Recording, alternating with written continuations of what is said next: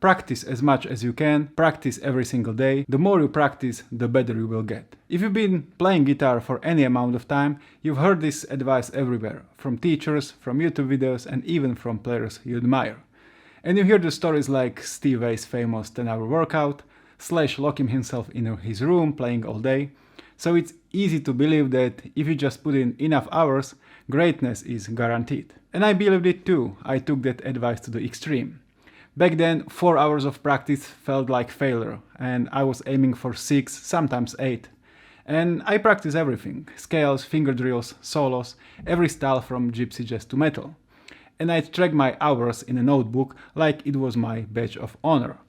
And I thought if I practice enough, I would deserve to be great. But here is what really happened. I wasn't getting any better. I was just clocking hours.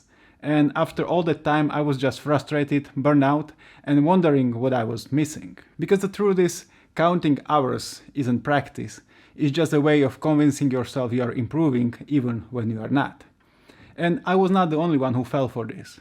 I have worked with dozens of students who came to me completely burned out. One of them, let's call him John, had been practicing 3 to 4 hours a day for years. And he was disciplined, consistent, with what most people would call a perfect practice routine, with scales, technique drills, songs, and theory. And on paper, John was doing everything right. But when he played for me, something was missing. His technique wasn't clean enough, his timing was shaky, and after 7 years and thousands of hours, he sounded like someone who had been playing maybe 2 years. And John thought more hours would eventually break through his plateau. But I've learned the hard way that repeating the same mistakes never creates breakthroughs, it just digs the rut deeper. And that's the trap. When you focus on more, you are aiming at the wrong target. Because more only counts if you know what you are doing. And here is another problem. This mindset gives you an excuse. You start telling yourself, I don't have 6 hours a day, so I'll never be great. And that's not true. You don't need 6 hours.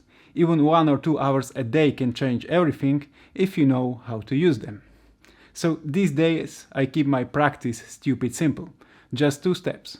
Spot the mistake and fix the mistake. It sounds almost too simple, but I didn't do it properly for years and I see a lot of guitarists stuck in the same trap. So let's start with step 1, spotting the mistake. On guitar it's ridiculously easy to mess something up.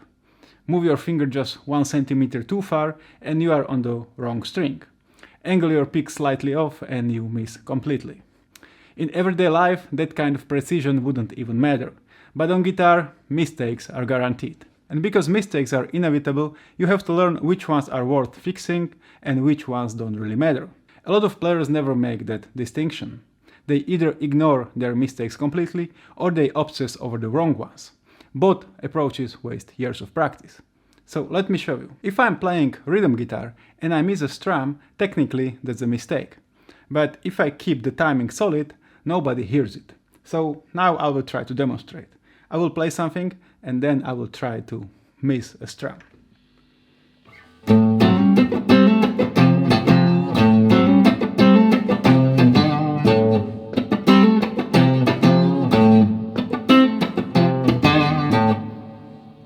Did you hear that? I was obviously trying too hard to miss that strum, but if you just keep playing and keep the rhythm tight, you can basically play through the mistakes and nobody even notices. And same thing with the lick. If I miss one note, it might feel huge to me, but I guarantee that 99% of listeners won't even notice. So let's try this opening lick from Stairway to Heaven. So let's try missing some of those notes. You hear that? Obviously I missed 2 notes, but it's still kind of okay. And this is what are called human imperfections. They don't need fixing, they just happen less often as you improve. But then there are the mistakes that actually matter. These are the ones that instantly make you sound amateur if you don't fix them. For example, if I play a bend and don't hit the pitch, the whole phrase falls apart. Like in Gary Moore's Still Got the Blues, if you start too excited, you will bend probably to a whole step instead of a half step, and you will ruin the whole thing. So this is how it should sound.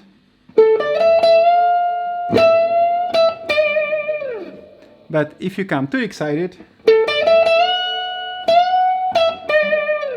yeah, sounds funny, but it happened to me many times.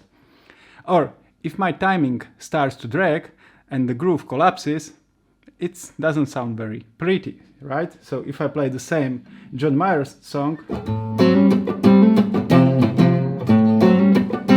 and I start dragging,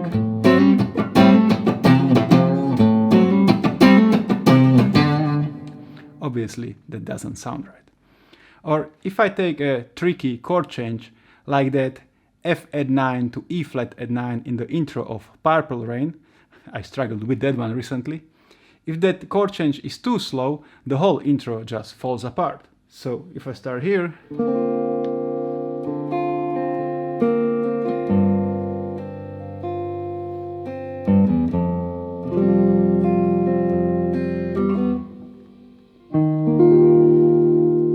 right? You cannot play it like this. So these aren't human imperfections, these are the mistakes that separate an amateur from a real player. And if you don't identify and fix them, it doesn't matter how many hours you practice, you will stay stuck at the same level forever. So if you just practice more while ignoring your mistakes or obsessing over the wrong ones, more won't save you. Now the real question is, how do you fix those mistakes? And this is where many players go wrong. They hear the mistake, they might poke at it for 30 seconds, maybe a minute, and they move on to something easier or more fun. But that doesn't fix anything. What finally worked for me was learning to stay with the problem until it cracked. So let's take that F add 9 to E flat add 9 transition from Purple Rain. The usual approach is you just try it, realize it's not smooth, do a few sloppy reps, and then move on. And I used to do that all the time, and surprisingly, it never worked. Now when something's ruining my playing, I hand it down until it gives up. And one tool I use is a simple model called TOAD, which stands for Test, Operate, Test, Exit. So here is how it works. First, you test, play the transition and see what's wrong. At 60 beats per minute, which is tempo of Purple Rain, with 16th note rhythm, that chord change has to happen in under half a second. But when I first tried it, it took me more than a full second, so it was way too slow. So next you operate. You come up with a solution and try it. In this case, this meant experimenting with finger order and finding the easiest way how to connect those two chords. And then you test again. Did it get better, faster, cleaner? If not, you go back to operating, finding another solution, tweaking again and testing again. And only once the transition works at the tempo you need, you exit. For this chord change, I found that placing my index ring and middle finger first and then dropping the pinky right after was the breakthrough. After a few days of experimenting with this, I could nail the chord change in tempo. So let's try it.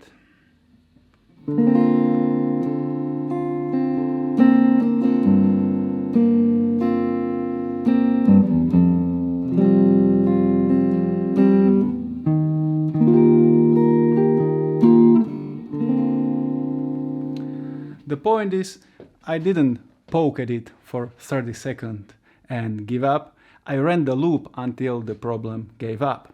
And sometimes that takes a day, sometimes a week, sometimes even longer.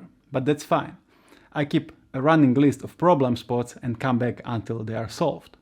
So the lesson here is, if you don't hunt mistakes down like this, more hours won't save you. They will just burn the flaws deeper.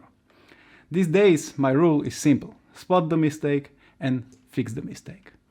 If you find this video helpful and you would like some personal help putting it into your own practice, I've got a few lesson spots open on Zoom right now. You'll find my contact mail below. Thank you very much for watching.